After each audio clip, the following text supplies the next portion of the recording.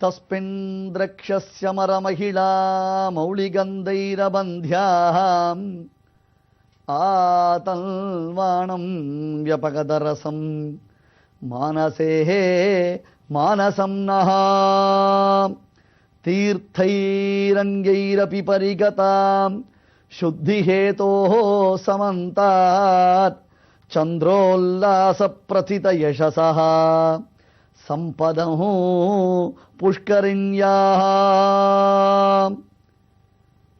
சந்திர புஷ்கரணி என்னும் ஒரு பொய்கை சந்திரனுடைய தாபத்தை தீர்த்தது. நம்முடைய தாபங்களை எல்லாம் தீர்க்க வல்லது. தக்ஷ பிரஜாபதியினால் தனக்கு ஏற்பட்ட சாபம் நீங்குவதற்காக சந்திரன் இந்த புஷ்கரணியில் தினந்தோறும் ஸ்நானம் செய்து உளமாற எம்பெருமானை வழிபட்டதினாலே அவனுக்கு இப்பொழுது பௌர்ணமி என்று முழுமையானதொரு பிரகாசம் உண்டாயிருக்கின்றது. இந்த சந்திர புஷ்கரணியில்தான் ஒரு கால விசேஷத்தில் உலகத்தில் உள்ள அனைத்து புண்ணிய தீர்த்தங்களும் ஒன்றாக சங்கமித்து தங்களில் தீர்த்தமாடுபவர்கள் செய்துவிட்டு போன பாபங்களை எல்லாம் தாங்கள் தாங்கிக் கொண்டிருக்கிறார்களே, அவற்றையெல்லாம் சந்திர புஷ்கரணியில் வந்து தாங்கள் நீராடுவதினாலே விடுகின்றார்களாம். ஆம், அனைத்து புண்ணிய தீர்த்தங்களும் வந்து சந்திர புஷ்கரணியில் சங்கமிப்பதினாலே அந்த புண்ணிய தீர்த்தங்களுக்கு ஒரு தூய்மை உண்டாகிறது. அடியன் பல உபன்யாசங்களிலும் சொல்லியிருக்கிறேன். இந்த தொடர் ஆரம்பித்தது முதற்கொண்டு பல விஷயங்களை உங்களுக்கு சொல்லி வருகிறேன்.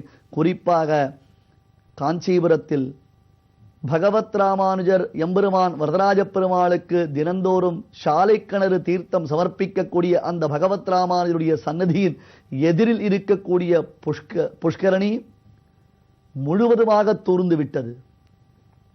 உதயமானகுளம் என்னும் புஷ்கரணி மற்றொன்று, அந்த புஷ்கரணியும் தூர்ந்து விட்டது.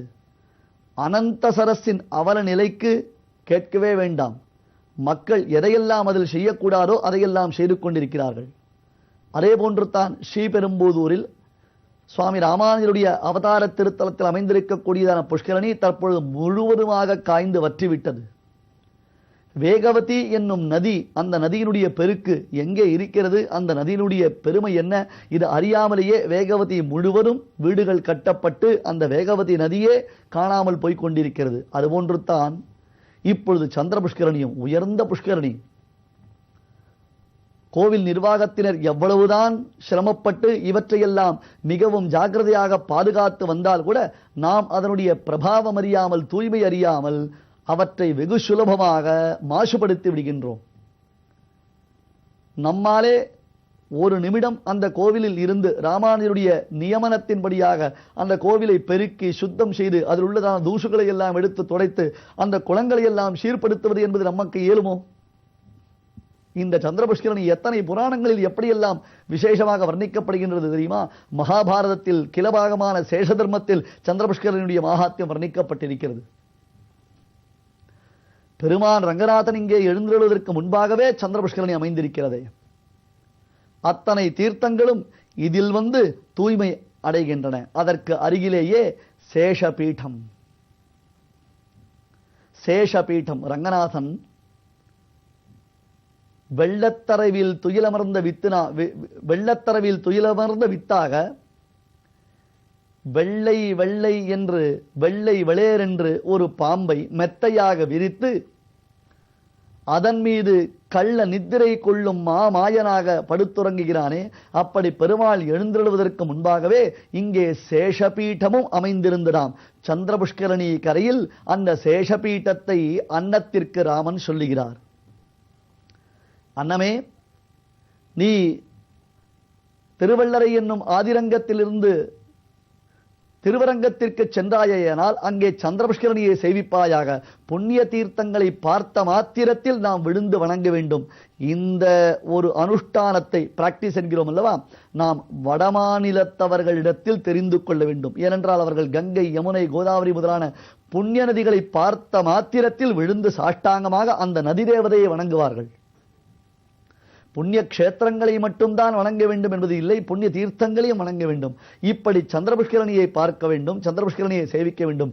அடுத்தது பெருமாள் எழுந்திருடுவதற்கு பாங்காக, பெருமான் எழுந்திருளப் போகிறார் என்பதற்காக முன்னமேயே அவரை எதிர்பார்த்து காத்து கொண்டிருக்கக்கூடிய சேஷபீடம் பஜேதாகா, சேஷபீட்டத்தையும் சேவிப்பாயாக. கோவில் ஆழ்வார் என்கிறோம். ஒரு இடத்தில் பெருமாள் எழுந்திருளப் போகிறார். இந்த இடத்தில் ஆலயம் நிர்மாணிக்கப்பட போகிறது. இனி இங்கே மண்டப பிராகார கோபுரங்கள் அனைத்தும் அமையப் போகின்றன என்றால் என்ன செய்ய வேண்டும், என்ன பார்ப்போம். முதலில் அந்த இடத்தில் கடகால் எடுத்து அதற்காக பெருமாள் எழுந்திருவதற்காக ஒரு மேடை அமைத்திருப்பார்கள் அல்லவா. அங்கே பிரதிஷ்டை நடைபெறவில்லை என்றால் கூட அதனை நாம் பிரதட்சிண பிரணாம நமஸ்காராதிகள் செய்ய வேண்டுமாம். அதற்குத்தான் கோவிலாழ்வார் என்பது பெயர். அரங்கனுக்காக இங்கே அனந்தாழ்வார் காத்து கொண்டிருக்கிறார். தீரே தஸ்யா விரச்சித பதம் சாதுபி சேவ்யமானம் ஸ்ரத்தா யோகாத் வினமித தனுஹு சேஷபீடம் பஜேதாஹ யஸ்மின்னஸ்மத் குலதனதயா சௌம்ய சாகேத பாஜஹ ஸ்தானம் பவ்யம் முனிபிருதிதோ ஸ்ரீமதோ ரங்கதாம்னா. ராமன் அன்னத்திடத்தில் சொல்கிறான், ஏ அன்னமே, நீ செல்வாயாக. செல்லும் பொழுது அந்த சேஷபீட்டத்தை நன்கு சேவிப்பாயாக. ஏனென்றால் எங்கள் குலதனமான ரங்கநாதன், துணையான வீடனருக்கு துணையாம் கோவிலான அந்த ரங்கநாதன் பின்னாளில் சேஷபீட்டத்திற்கு வந்து எழுந்தருளி திருவரங்க திருப்பதியிலேயே நிரந்தர வாசம் செய்ய போகிறான். அத்தகைய திவ்ய கஷேத்திரத்தை, திவ்ய ஸ்தலத்தை, திவ்ய சேஷபீட்டத்தை, திவ்யமான சந்திரபுஷ்கரணியை நீ சேவிப்பாயாக என்று சொல்லுகிறான். இதிகாசங்களிலும் புராணங்களிலும் வெகு விசேஷமாக இவைகள் வர்ணிக்கப்படுகின்றன.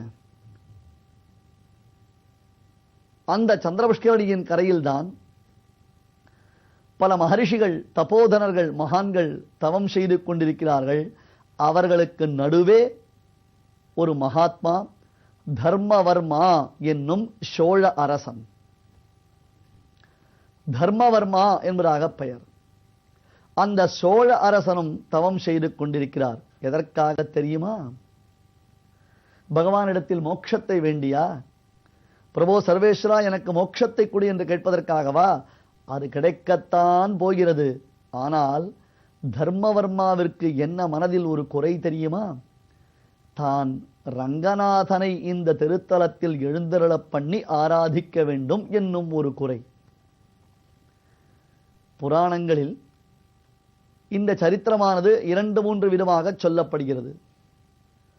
ஒரு சமயம் மகரிஷிகள் அனைவரும் திரண்டிருந்து பிரம்மலோகத்திற்கு சென்று பிரம்மதேவரை பிரார்த்தித்து, நாங்கள் விஷ்ணுவை சேவிக்க வேண்டும் என்று ஆசை கொள்கிறோம், அந்த விஷ்ணுவினுடைய விக்கிரகங்களை வழிபட வேண்டும் என்று ஆசை கொள்கிறோம், அவருக்கு உயர்ந்ததான உற்சவங்களை எல்லாம் செய்ய வேண்டும் என்று ஆசை கொள்கிறோம் என்பதாக பிரம்மதேவரிடத்தில் கேட்க, அதற்கு பிரம்மதேவர், நீங்கள் கவலை கொள்ளாதீர்கள், வெகு சீக்கிரத்திலேயே உங்களுடைய குறை தீரப்போகின்றது. ஆம், சக்கரவர்த்தி திருமகனாக சாட்சாத் ஸ்ரீமன் நாராயணன் மகாவிஷ்ணு ராமபிரானாக தசரதன் பிள்ளையாக அவதாரம் செய்ய போகிறார். அப்படி அவர் அவதாரம் செய்து ராவணனை மாய்த்து பின்னர் அயோத்திக்கு அரசனாக பட்டாபிஷேகம் செய்து கொண்டு 12 சுகமான ஆட்சி செய்து தான் தன்னடிச்சோதி என்னும் பரமவரத்திற்கு திரும்பி எழுந்தருளும் காலத்தில் அடியேன் ஆராதித்து வந்த மூர்த்தியான ஸ்ரீ ரங்கநாதனை விபீஷணாழ்வான் திறத்தில் எழுந்தருளப் பண்ணி கொடுக்க போகிறார். அந்த விபீஷணன் மூலமாக இங்கே பெருமாள் 2 ஆற்றுக்கு நடுவில், காவிரியின் நடுவில் எப்பொழுதுமே நித்யஸ்ரீ நித்தியமங்கலமாக பள்ளி கொண்டு அனைவருக்கும் அருள் பாலிக்கப் போகிறார் என்று வரமருளினார். அதை உணர்ந்ததான மகரிஷிகள் அது முதற்கொண்டு ரங்கநாதனை எதிர்பார்த்து அவர்கள் இந்த சந்திரபுஷ்கரணி கரையில் சேஷபீட்டத்தின் அருகில் தவம் செய்து கொண்டிருக்கிறார்கள். அவர்கள் நடுவே தர்மவர்மா என்னும் ராஜரிஷி, நன்கு கூர்ந்து கவனிக்க வேண்டும். ராஜரிஷி என்றால் என்ன? தற்காலத்தில் சாதாரணமான சில அனுஷ்டானங்களை செய்ய வேண்டும் என்று நாம் சொன்னால் கூட எல்லோரும் அலுத்துக் கொள்கிறோம். எங்கே சுவாமி, இந்த காலத்தில் இதெல்லாம் எங்கே முடிய போகிறது? ஏதோ நல்ல விஷயங்களை சொல்லுகிறோமோ கேட்கிறோமோ, கேட்டுக்கொண்டு செல்லலாமே தவிர்த்து நீங்கள் சொல்வதைப் போல அனுஷ்டானங்கள் சந்தியாவந்தனங்கள் செய்வதோ அல்லது மேற்கொண்டு நல்ல நல்ல காரியங்கள் செய்வதோ, ஏகாதசி முதலான புண்ணிய தினங்களில் உபவாசம் இருப்பதோ, அந்த நிருசிம்ம ஜெயந்தி முதலான காரணங்களில் பகவத் ஆராதனம் செய்வதோ, இதெல்லாம் எங்கே முடியும்? எங்கே முடியும்? ஏனென்றால் என்னுடைய காரியக்கிரமங்கள் அப்படி இருக்கின்றன. காலை எழுந்து அலுவல் வேலைகளை பார்த்து கொண்டு அலுவலகத்திற்கு சென்று மாலை திரும்பி வந்து இப்படியே காலத்தை கழிக்கிறோம் என்று நமக்கு ஓய்வு ஒழிச்சல் இல்லாதார் போல சொல்லிக் கொள்கிறோமே. அந்த காலத்தில் மாபெரும் சக்கரவர்த்திகள், ராஜாக்கள், அம்பரீஷர், கேகயர், ஜனகர், அஸ்வபதி, தோ இப்பொழுது பார்க்கிறோமே தர்மவர்மா முதலான அரசர்கள், பிரபுக்கள், மகான்கள், பெரிய பெரிய ராஜாக்கள் ஒரு கொடைக்குள் இந்த உலகத்தை ஆளக்கூடிய வல்லமை பெற்றவர்களாக இருந்தால் கூட அவர்கள் தங்கள் அனுஷ்டானத்தில் ஒரு பொழுதும் குறை வைத்ததே இல்லை. அந்த அனுஷ்டானத்தில் குறையானது ஏற்படவே ஏற்படாது. அதை புரிந்து கொள்ள வேண்டும். அதனால்தான் ராஜாக்களாக அரசர்களாக இருந்தால் கூட அவர்கள் ரிஷிகளைப் போல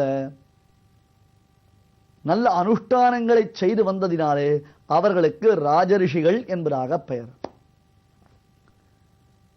மகரிஷிகள் நடுவே ராஜரிஷியான தர்மவர்மாவும் ஸ்ரீமன் நாராயணனை குறித்து தவம் செய்து கொண்டிருக்கிறார். எதற்காக தெரியுமா? ரங்கநாதனை ஆராதிக்க வேண்டும், தனக்கு ரங்கநாதன் அனுகிரகம் வேண்டும் என்பதற்காக. அது சரி, இவர் எங்கே ரங்கநாதனை சேவித்தார்? எப்பொழுது ரங்கநாதனை இவர் பார்த்தார்? ரங்கநாதனை குறித்து செய்திகள் இவருக்கு எப்படி தெரியும்? அப்படி ரங்கநாதனை தெரிந்திருந்தால் தானே தான் அவரை சேவிக்க வேண்டும், அவரை ஆராதிக்க வேண்டும், அவருக்கு உற்சவங்கள் செய்ய வேண்டும் என்னும் எண்ணம் ஏற்படும். இப்படி தர்மவர்மாவிற்கு இத்தகையதொரு எண்ணம் ஏற்பட்டதற்கு என்ன காரணம்? ஏற்கனவே தர்மவர்மா என்னும் சோழ அரசர் ரங்கநாதனை சேவித்திருக்கிறாரா என்னும் ஒரு சந்தேகம் நமக்கு உண்டாகிறதல்லவா? அதற்கும் ஒரு கதை உண்டு. ரங்கநாதனுடைய வடிவழகை சேவித்ததினாலன்றோ தர்மவர்மா தான் அவரை ஆராதிப்பதற்காக இங்கே தவம் செய்து கொண்டிருக்கிறார். இவர் தவத்திற்கு இறங்கி அரங்கன் இங்கே வரப்போகிறானா அல்லது விபீஷணனுடன் இலங்கைக்கு செல்ல போகிறானா? அரங்கனுக்குத்தான் வெளிச்சம்.